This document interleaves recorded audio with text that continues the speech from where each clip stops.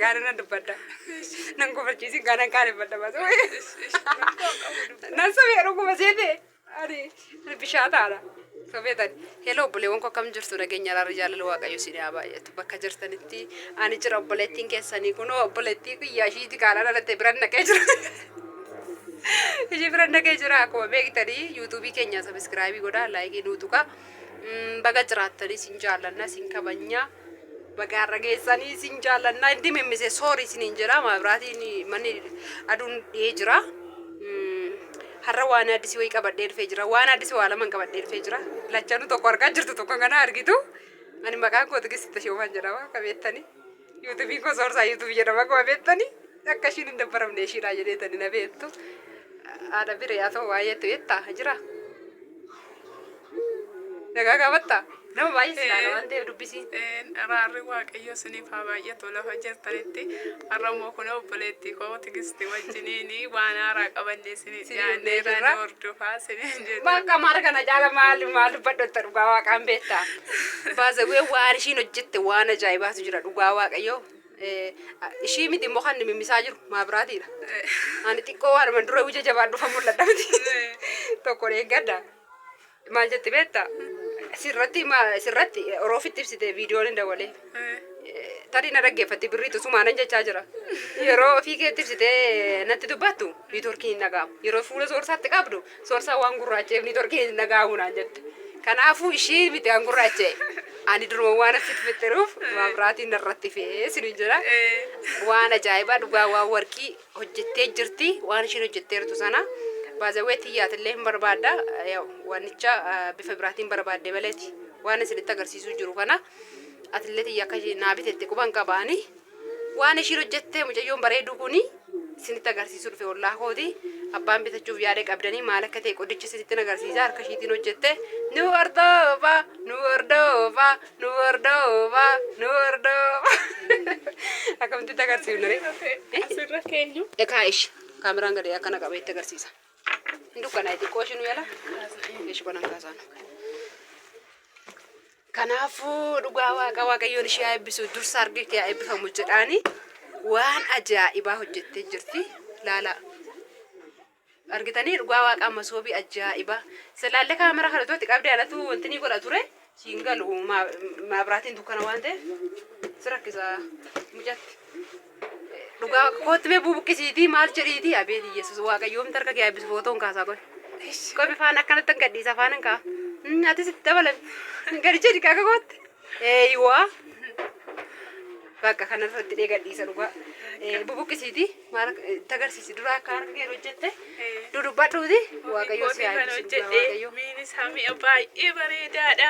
Abeeti Yesuus jabaatiin isaa geexaa bareedinni isaa. Geexaa geexiidha. Kiristoosii kirsaa kirseetitti baafte. Koi sirriitti ilaalan indi daqiiqaa 3 waraabne koi sirriitti ilaalan iti ilaa kun keeraa duubaan akkana bareedu kun laala dhugaa kun duubadha. Yesuus harka kee haa eebbisu. Kunoo intiniin isaallee laala maal jedhama kun? Dhaabbachuun isaa jechuudha. Masoobii biddeenitti baasawwee waan biraas seenaa. Daabboo fisintaa miti? Waan barbaade. Haara dhugaa waaqa ajaa'ibatti hodhitee jabeessite. Yoo kana immoo wanni takka shakshakillee hin jiru. Waaqayyo harka kee haa eebbisuuti. Asumarraa akka ofii kee hojjette laamma hin mul'atta gosh hin bareedde amma. Akka ofii kee sirriitti babbareejiiti geggeedhiitti agarsiisi. Namni barbaadu jiru waan ta'eef mucayyoon tokko hin barbaaddi. Garuu kan migiraa na gaafachiifte ishiin. Kanaafuu namni kana immoo barbaadu jiraachuu danda'a dhugaadha. Ollaadha harka ishiitti hodhite. Anumatu humnumaan gaafate baasawwee na beektan gaa kan dudubbachuu jaalladhu. Humnumaan hin gaafadhetti seena. Humnumaan nan laba dheengadda achiin baastus baltirti sii gurgurran jedheen kee yaadi wayinaa dhufte.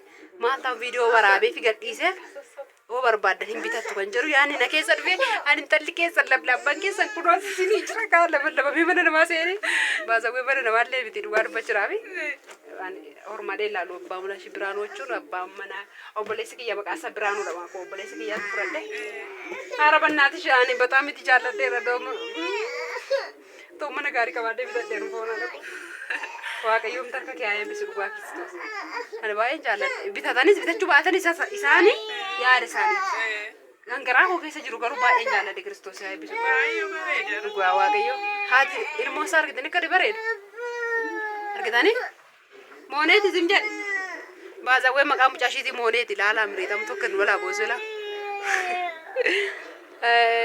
Haadha bire baay'ee bareedduudha dhugaa waaqayyo. Bareedduudha baay'ee. Kanaafuu ijoollee yoo na ajajannaani namatti dhalan gurguriini hin barreessu isaanuu koomenti viidiyoo kana boriiftaanii miti isan qabuun kaa'insa isa kan amma sii gadhiisa. Dhugaa waaqa daqiiqaallee inni irra sommoon galee ediitii godhee gadhiisa.